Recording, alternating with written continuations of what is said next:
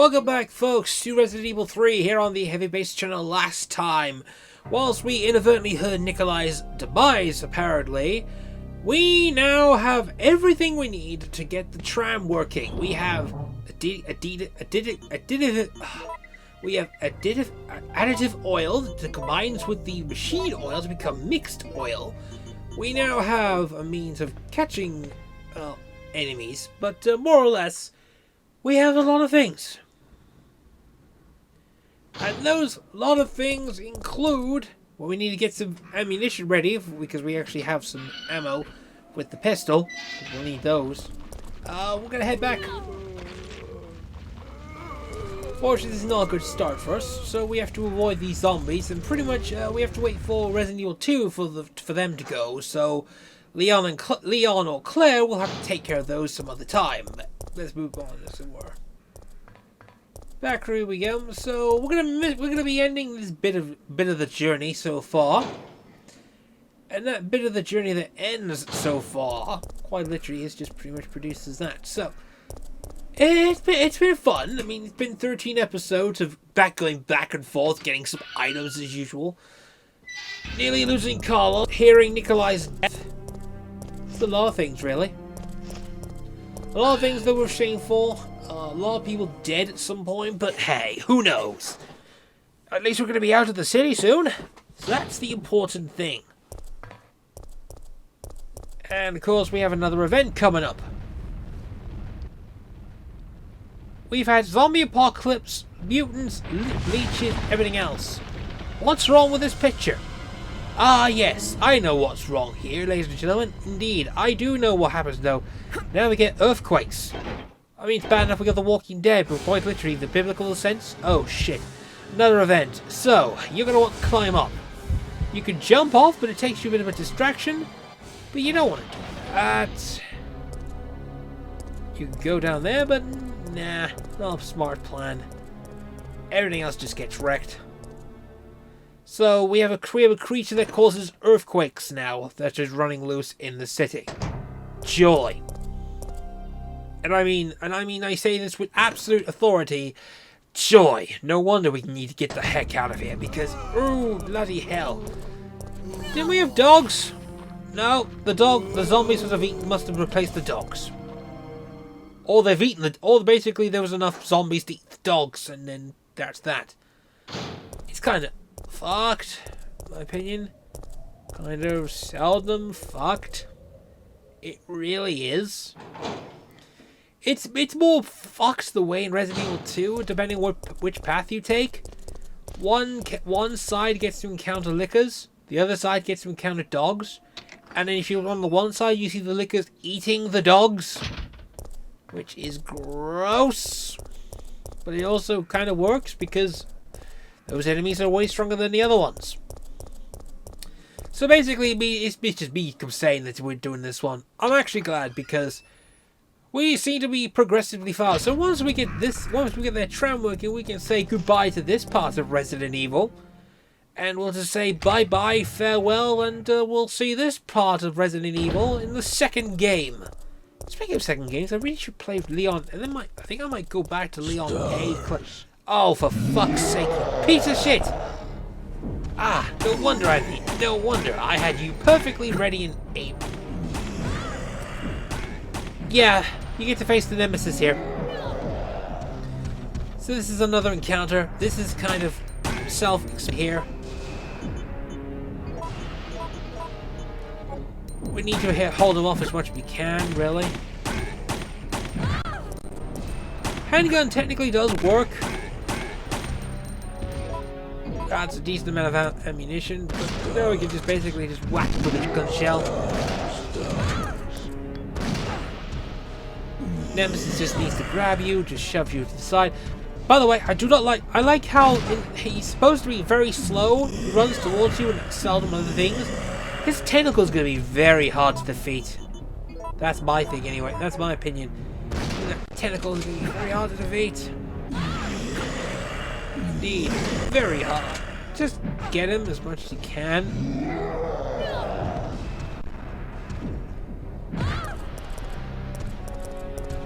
So yeah, yeah, you may have noticed I did turn the invincibility cheat on. Why? Because I wanted to get all the items. Also kind of proves that Jill's actually technically Superwoman. Considering what she goes through in Resident Evil 5. Yes. Yes, I do want to. Yes, I kind of do. There we go. Down for the count. We get the B parts of those now. We're gonna take the shotgun for a while because we're gonna be heading off. See you, Nemesis. That's probably the last time we'll ever face him again. To be honest, he was that kind of a bitch. It really is, I would say, the last run.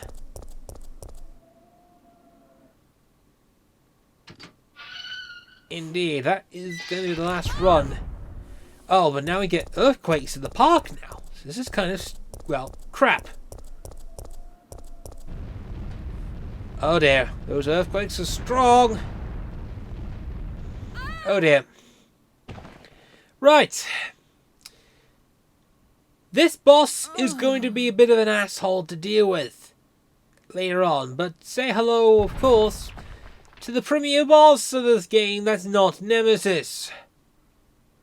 The first of its kind, and it shows up in Code Veronica.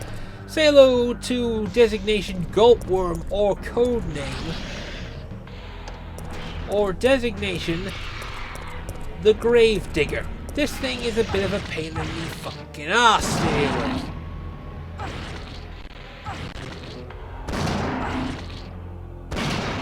Excuse me! You great big giant bitch. Thank you. So now we get the armor, get the switch down, get the ladder down so we can get out of here. Thank you. Excuse me! Excuse me! You are an annoying bastard, aren't you?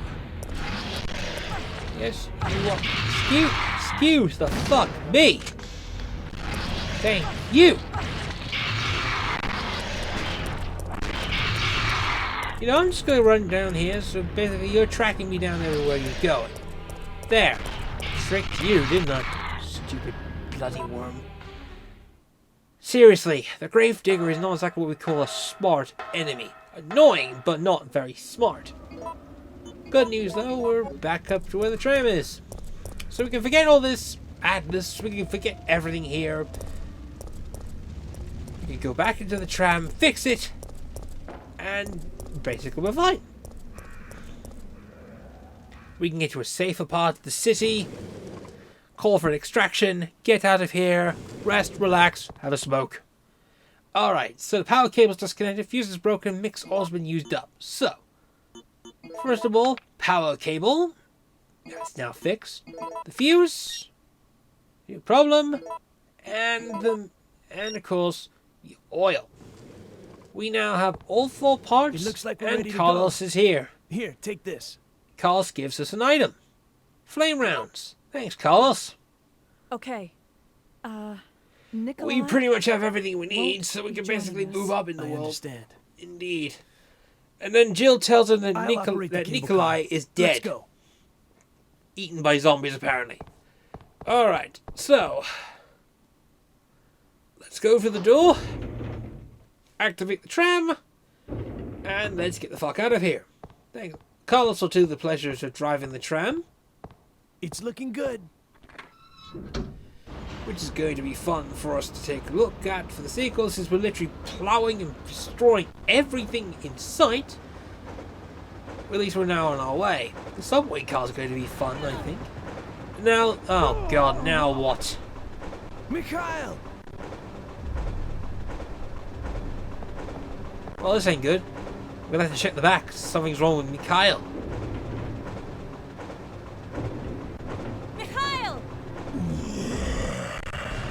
Well, of course, Nemesis decides to show up. Well, we gotta go through the door because we've got nothing, because Mikhail's now gonna go ahead and sacrifice himself because he's literally on his last legs. So as the tram moves through and Mikhail just basically fires everything he has at Nemesis, and it conveniently runs out of ammunition, he gets smack right in the window. Mikhail just basically goes straight. Nemesis goes straight for Mikhail, but there was no way that Mikhail was going to kill himself. So Mikhail decided to take one for the team. Boom! And Nemesis gets chucked out. Well done, Mikhail. Well done, Mikhail, for sacrificing yourself to stopping Nemesis. No, the brakes are out. Well, now we have a problem, because now the tram is out of control. So there's two things we can do. You can either jump out the window or use the emergency brake. It's useless. Jill's like, fuck this.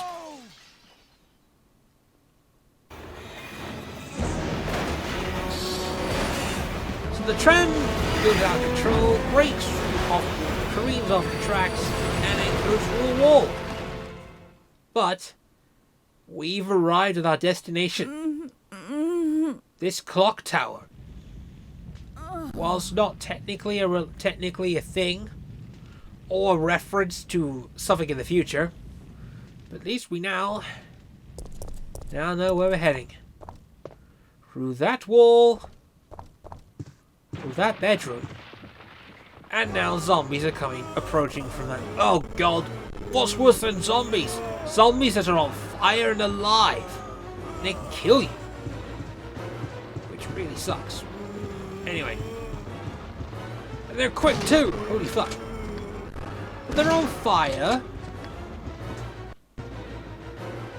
So moving that, we pick up half of a key. Mess the drawers through.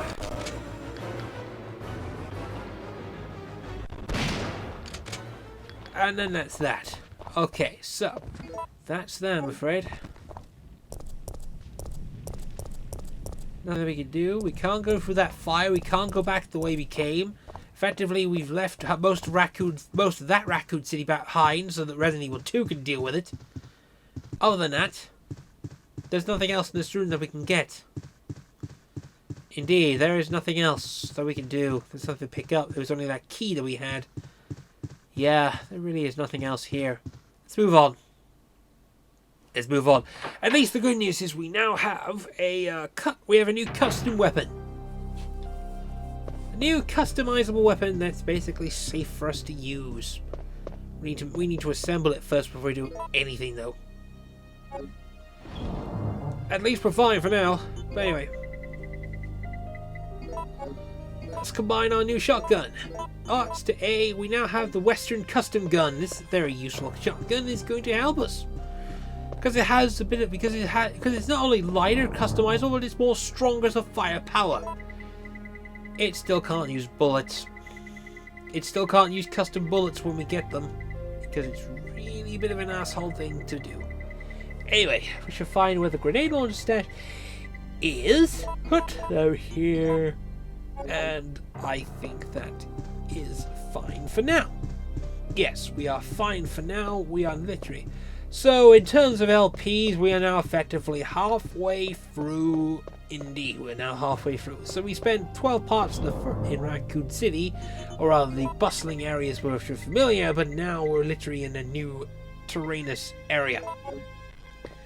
Let's get the increments out because we're going to go ahead and save here. So we're now into the building where the mercenaries hope to get out and use extraction points. But things aren't exactly going to go the way they are. We have to find a way to get to the helicopter down there so we can get the fuck out of here. See you next time, folks. Bye for now.